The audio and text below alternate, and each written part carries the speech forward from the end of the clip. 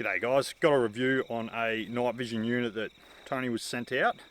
It's a DSOON NV5000. It's a very budget orientated night vision binocular, and yeah, we'll run over some of the basics of it and what we found in operation of it and let you know what we think.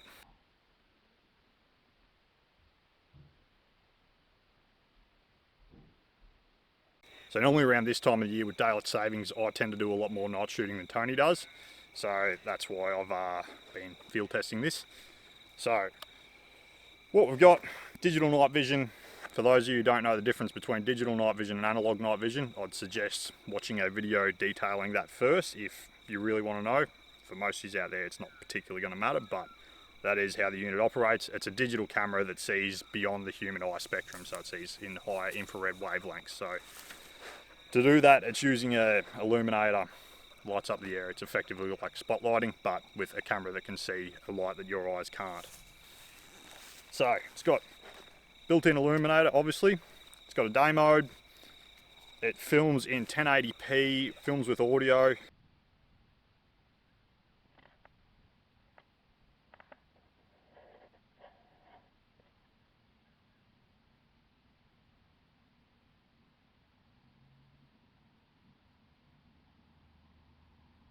Comes with a nice padded soft case, USB cables, instruction manuals, all the usual stuff.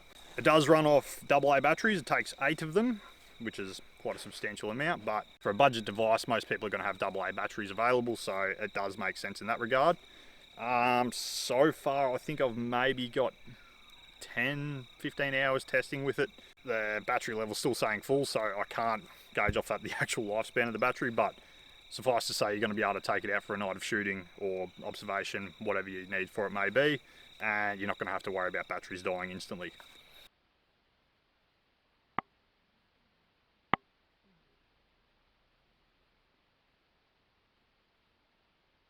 Just come through the fence. Just come through the fence. He's come through the fence this side. Yeah, he's on our side. Yep.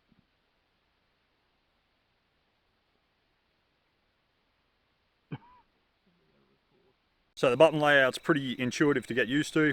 Got the power button up the front, the zoom or the mode changing buttons down here, the camera mode selection button there, menu button, and then the shot button, which is record or take photos. And then underneath you've got your focus. So I'll turn the unit on. So straight away you can see something that's quite different about this from other thermals or night visions or any other any other digital optic I've ever used, is it has quite a large screen, and for a binocular you're actually only looking at one screen, which is a bit strange to get used to, but my theory is they've used a larger screen to keep the cost down. It's actually really nice to look through. It's not bad to view for extended periods of time.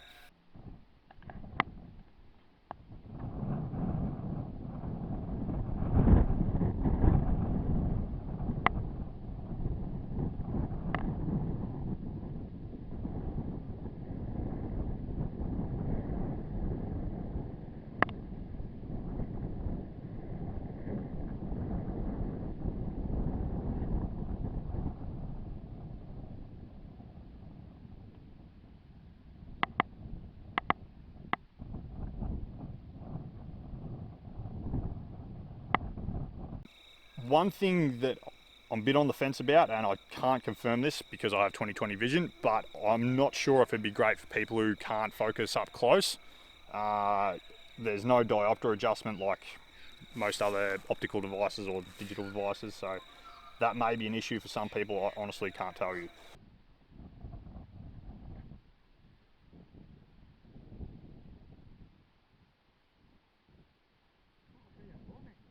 Yeah, I can see about 7 or 8. So through the menu of the unit, if we cycle, so at the moment we're on day mode, cycle the top zoom button, which changes from day mode to night vision. With that you can cycle up your illuminator levels.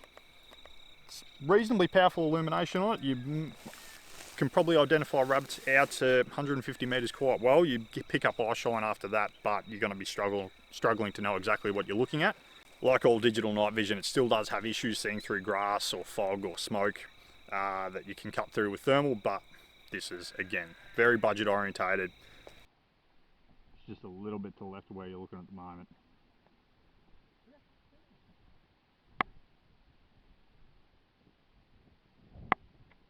How far was that? About 80.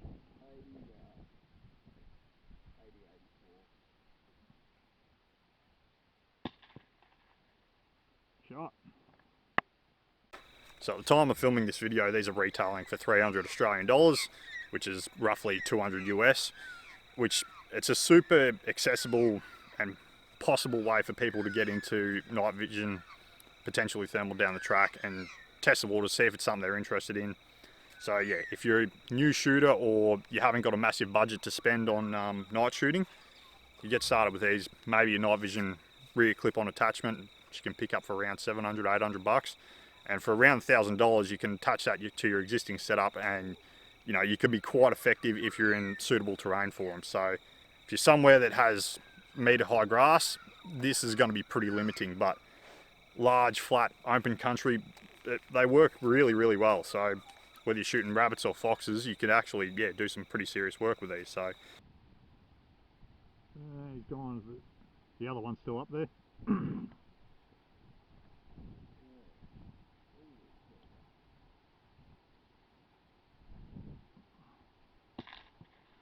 Shot. For people looking at this for a more surveillance type use, it'll still do the job, but because it is an 850 wavelength IR, you can see the red dot in night vision mode. So, and also anytime you're in night vision mode, you always got the infrared illuminator turned on. So if anyone else is out there with night vision or whatever, they're also going to see it. So it is something to be aware of. If you're looking for something for that purpose, you might want to, yeah. So you can see the red there. So walking around, if I was 100 metres down the paddock, you'd just see a floating red dot. For most people, that's probably not going to be a huge issue. So this is the packaging it come in. Did give us a little bit of a giggle because very nice packaging. Their spell check systems maybe not quite as high quality as the box, but I mean, it arrived, so that's the main thing. So to conclude my final thoughts on this, I think for the money, it's pretty hard to say anything bad about. It's got a lot of capability for the price tag. I think the people who benefit the most from it, obviously people rolling on a budget and don't want to spend too much, but if you're shooting over carcasses, or if you're on a bush block where you don't have to walk around too far, something like this could be a very effective tool for people in those situations. The good thing about this is, you know, 300 Australian dollars, you're not outlaying a huge amount of money for something that you're going to upgrade from. So rather than going mid-tier, you can start out on the bottom end, save your money up and buy something very high end, and you don't have to go the middle ground where, you know, you've put yourself back another year saving money or months. Or anyone interested in either purchasing or looking a bit more into these, there's a link in the description to DSOON's website. And now we'll just roll some clips that we got while we're field testing. You just back your focus off a bit.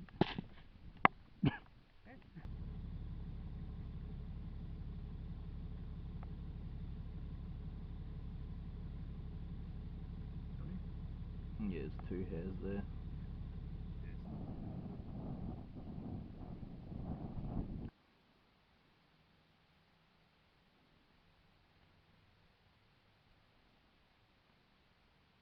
I don't know if it's got a mic or anything. That's actually pretty sick. Yeah, that's... They look like they're clear as day. Like, yeah, very pixelated, but... I wonder what the base... But yeah, 100% you can tell it's rabbits. Like if you were whistling a fox or something. Yeah, for sure. But like, I'm impressed how clear that is there. Where is Rem? Rem dog go. Left. Down.